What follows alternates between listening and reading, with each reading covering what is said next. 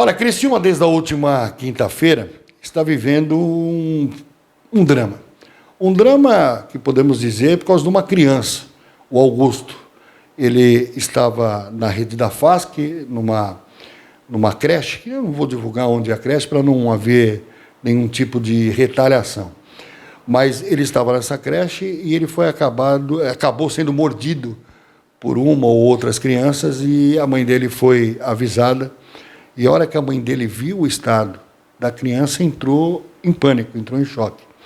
E é óbvio que, final de semana, a mãe acabou postando essas imagens nas redes sociais. Nós entramos em contato e marcamos uma entrevista com a doutora Lari Apolinário. Ela é advogada do caso. Mas esse caso ganhou repercussão estadual, né? Em sites estaduais, no nosso site, em vários sites, e deu um falatório em Criciúma, e aí começou a bombar algumas denúncias que não eram desse caso, né, de um menino com o pé queimado, enfim, outros casos acabam aparecendo. Isso, obviamente, chama a atenção da cidade, porque nós estamos falando de crianças, creche, que existe um cuidado maior. A doutora Lari vai explicar para a gente, eu já conversei com ela no final de semana, até o texto da nossa matéria foi ela que redigiu. Doutora Lari, eu queria que a senhora colocasse para a gente que pé está essa situação, como você tomou conhecimento, realmente o que houve para aquela criança ficar... A gente está acompanhando as imagens, aí você veja as imagens, né, ficar desse jeito, nesse estado. Bom dia, Ricardo. Então, na quinta-feira, o Augusto foi deixado na creche pela manhã, como já é de costume, e perto das 2h30, perto das 3 horas da tarde, ligaram, a secretaria do CI ligou para a mãe dele, pedindo para ir buscar o Augusto na escola. E como ela estava no meio de atendimento, estava trabalhando, ela pediu para conversar com a diretora para saber o que tinha acontecido, se era urgente ou não. E a diretora falou que preferia não falar por telefone para ela ir até o CI. Daí já deixa a mãe muito nervosa, né? Imagina. Daí ela chegou no CI, está todo mundo, assim, todo o corpo docente ali estava bem abalado, a diretora estava chorando, as professoras também estavam assustadas. E ela pegou o filho dela no colo e viu a situação. O rosto dele estava inchado, com bastante hematoma, tinha partes do olhinho dele que estava até com sangue, tinha coagulado sangue. E ela pegou, levou ele para casa, ficou sem reação, sem saber o que fazer, né? Eu sou amiga pessoal da família, ela me informou o que tinha acontecido, falou que estava levando na pediatra. Ao levar na pediatra, a pediatra falou que nunca tinha visto um caso daquele com mordidas assim tão graves. Inclusive tem até marca de unha no olhinho dele, provavelmente a outra criança que mordeu segurou ele, alguma coisa assim.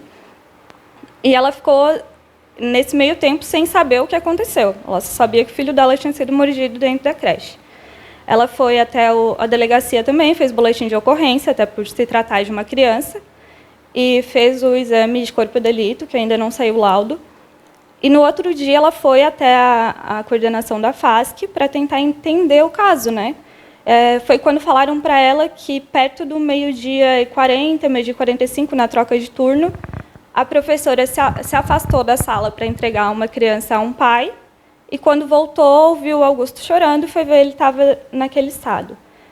O que a gente não conseguiu entender até o momento, como aconteceu isso, nessa fração de tempo que eles estão falando que ocorreu, né?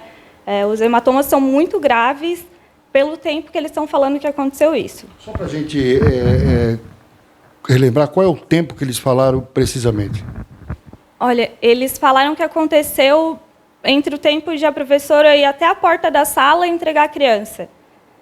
Foi isso que foi dito para a mãe. Pois é, doutora, mas pelas imagens da criança, mostra que foram várias mordidas, né? Não foi só uma mordida, foram várias. A imagem é até chocante de se ver.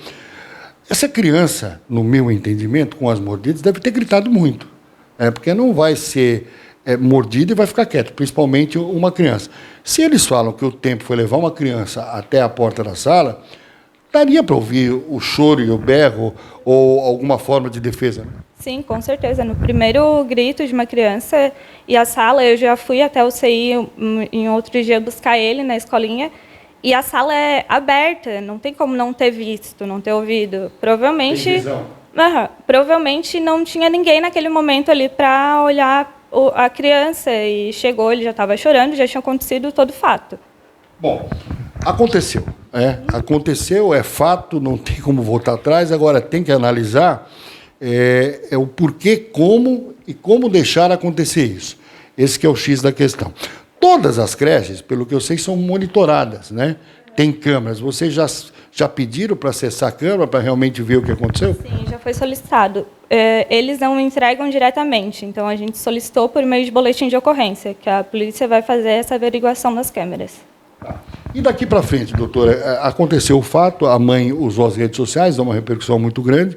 Obviamente que eu acredito que a FASC deva também se posicionar, né, ou deve se posicionar em relação a isso, porque quando acontece uma coisa com uma criança, com uma mãe, todas as mães ficam apavoradas. Essa que é a grande realidade.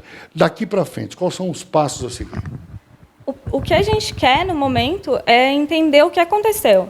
Se foi por falta de efetivo, o que está acontecendo que não está tendo professor o suficiente para cuidar das crianças? E também a gente quer saber porque não foi seguido o regimento da FASC, que diz que qualquer acidente que aconteça com uma criança, inclusive mordida, está descrito assim no regimento, os pais têm que ser imediatamente avisados. Pois é, uma outra questão, houve um lapso aí de tempo.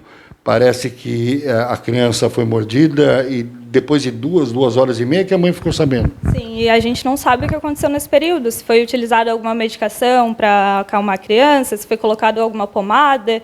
Ninguém sabe o que aconteceu. Não foi dado nenhuma certeza para a mãe. Quando a mãe chegou no local, como é que ela encontrou a criança? Estava chorando?